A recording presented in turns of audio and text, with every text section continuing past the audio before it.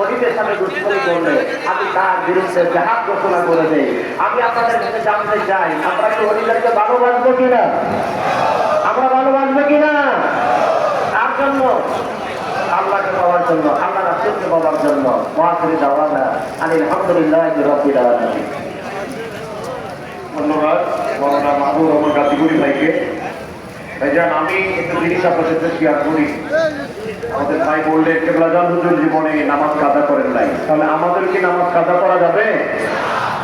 আমরা দরবার শরীফে আসি যাই, যারা বিশেষ করে বিভিন্ন গাড়ি ভাড়া করে নিয়ে আসেন, যাদের নির্দেশে গাড়ি ভাড়া হয় এবং গাড়িটা চলে, ওই সব ভাইদেরকে আমি অনুরোধ করছি যে নামাজের সময়টা যেখানে হয়, যাইতে আসতে নামাজের সময় যেখানে হবে, প্রতি ওয়াক্তে আমার জাকের ভাইদেরকে নামাজ পড়ার সুযোগটা করে দিয়ে মুমিন মুসলমানদেরকে গাড়িটা